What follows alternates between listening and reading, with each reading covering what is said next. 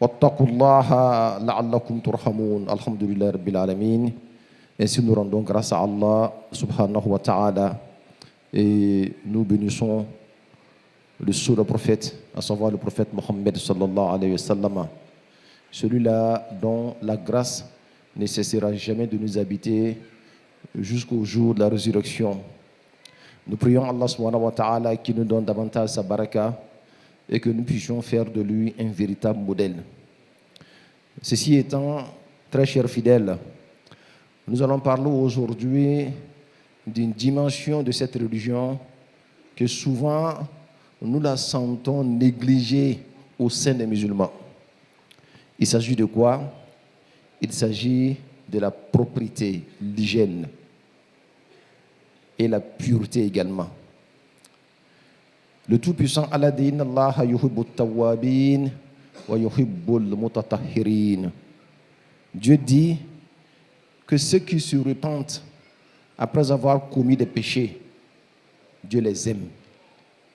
Tu as fait un premier péché, tu as regretté ton acte, tu te repens. Tu as fait un deuxième péché, tu te repens. Chaque fois qu'il y a péché, ne cesse pas de te repentir.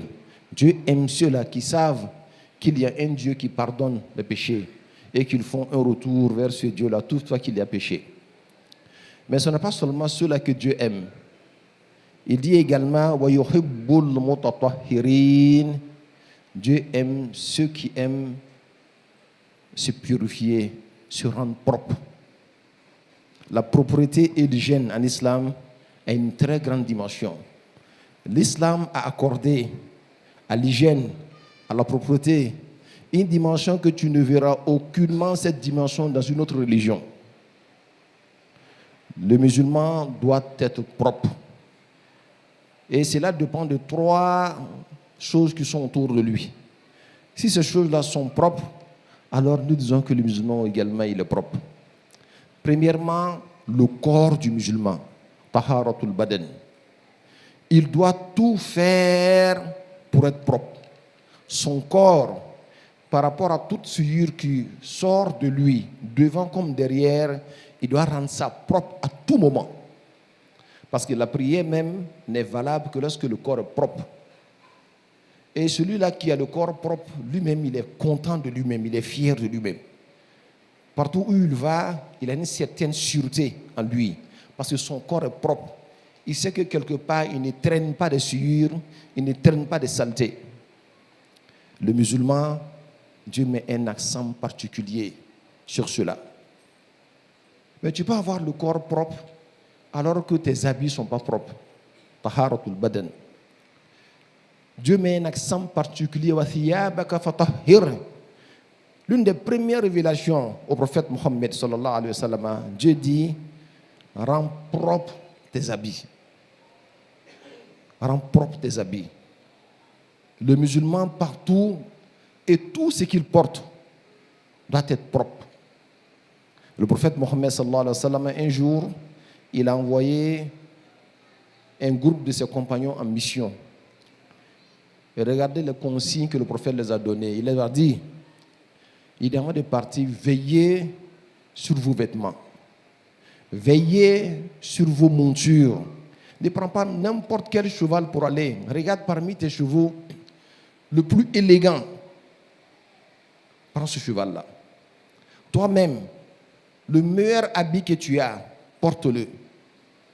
Et à tel point que quand les gens vous voient, ils penseraient avoir vu une emblème. C'est-à-dire un grand signe, comme une affiche qu'on voyait.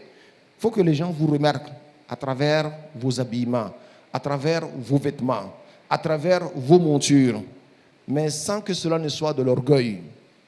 Quand on voit le musulman, automatiquement, on doit pouvoir l'apprécier. On a un grand cheikh qu'on appelle Cheikh Ibrahim Agnès. Son premier voyage pour faire le pèlerinage, avant on passait par le Maroc, on prenait le bateau pour aller en Arabie. Alors le soir, il s'est habillé d'un habit simple pour aller faire un peu de zikr en regardant la mer. Le capitaine du bateau l'a vu, il a dit de descendre. Il n'a rien dit, il est descendu. Et il allait porter ses 3 pièces. Quand il est venu, quand le capitaine l'a vu, il est venu chercher des prières auprès de lui. Il a pensé que ce n'est pas la même personne. C'est très important, l'apparence. Et ne pensez pas que l'apparence est une petite chose. C'est vrai qu'il faut avoir le cœur pur, mais aussi il faut avoir une très belle apparence. Le prophète Mohammed sallallahu alayhi wa sallam, il avait aussi un autre compagnon qui était riche, mais qui ne mettait pas un accent particulier sur son habillement. Il s'habillait, alors ça ne fait rien du tout. Et le prophète lui a posé une question un jour, lui a dit, Aïnda Kamal, est-ce que tu as de l'argent? Est-ce que tu as des biens? Le monsieur répond et dit que j'ai toutes sortes de biens.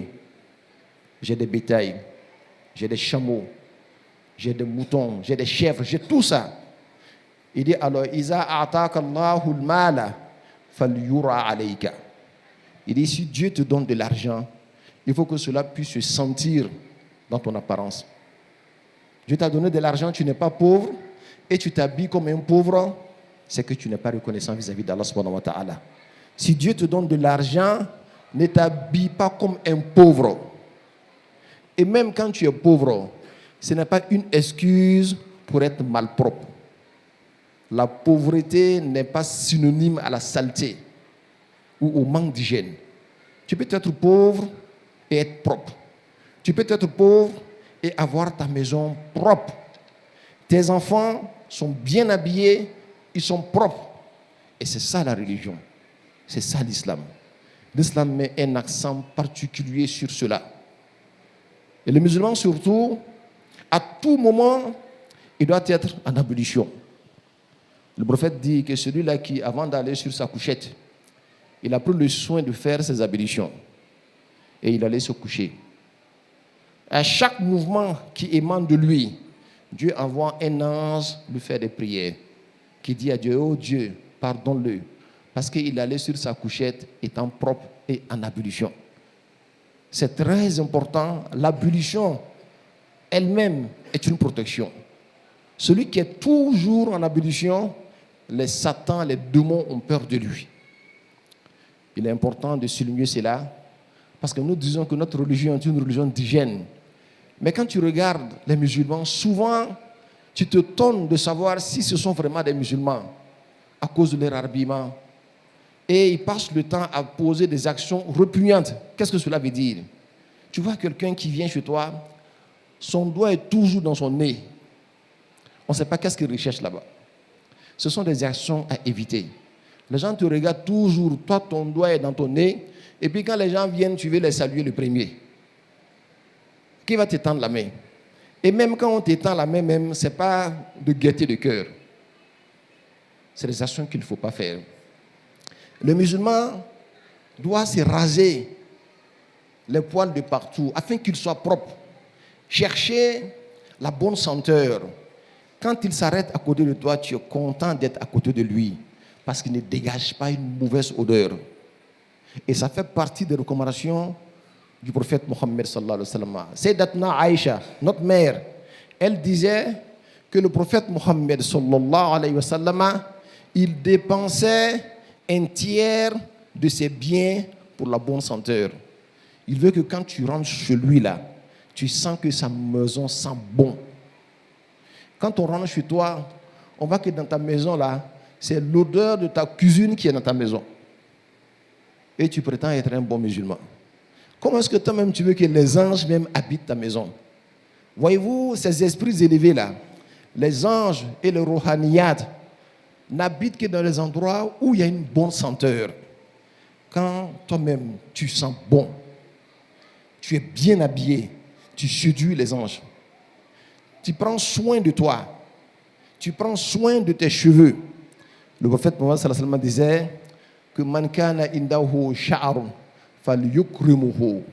Celui qui a des cheveux là, qu'il honore ses cheveux. Honorer ses cheveux veut dire quoi?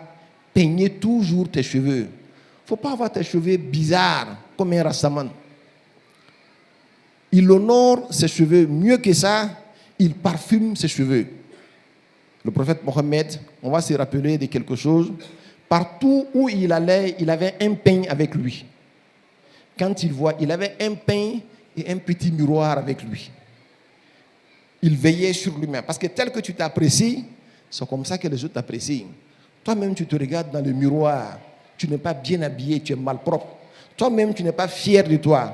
Et tu veux que les autres soient fiers de toi et que tu veux que les autres t'aiment. Ce n'est pas possible. Coiffe-toi à tout moment. Fais en sorte que ton apparence soit une apparence attirante. Dieu aime ça. Et surtout, quand tu as les moyens.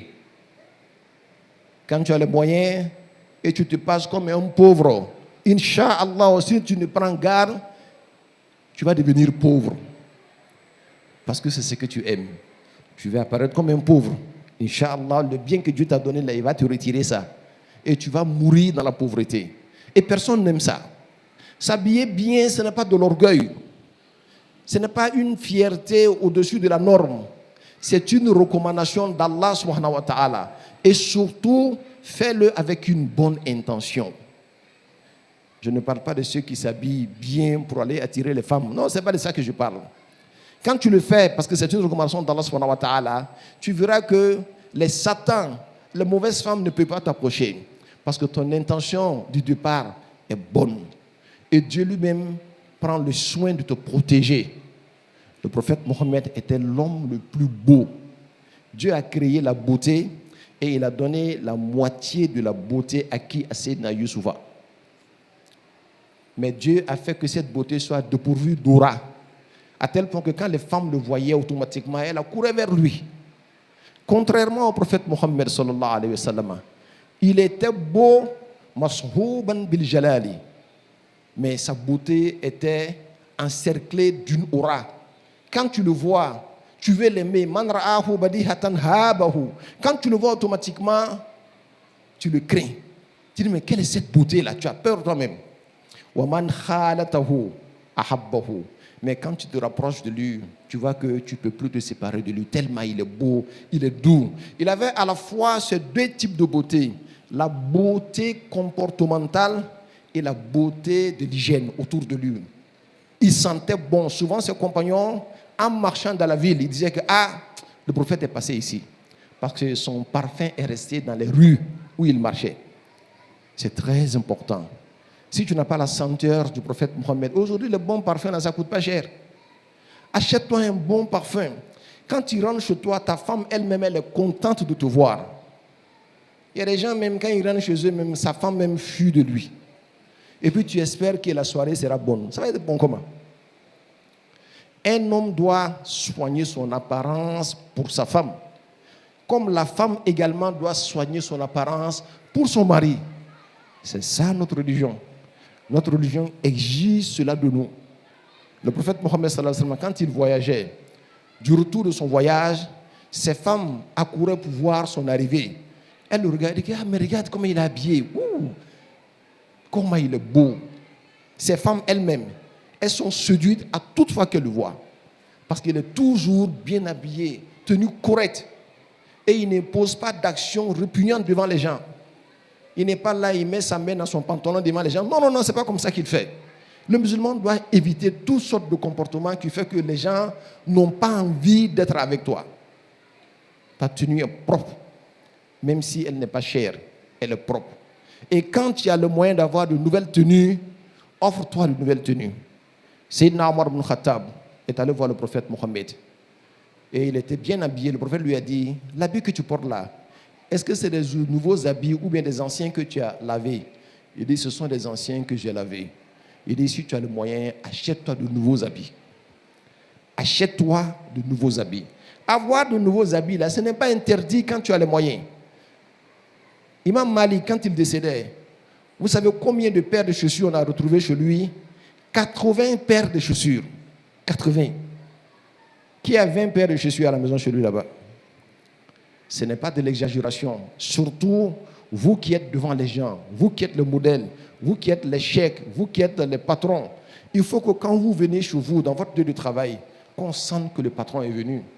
Il ne s'habille pas n'importe comment. Il est bien habillé, mais sa tenue là frise le respect. Ce n'est pas des tenues bizarres pour attirer les petites filles. Des tenues quand on te voit, on sait que c'est un responsable. C'est ça notre religion. Nous prions Allah subhanahu wa ta'ala qui nous donne la bonne compréhension.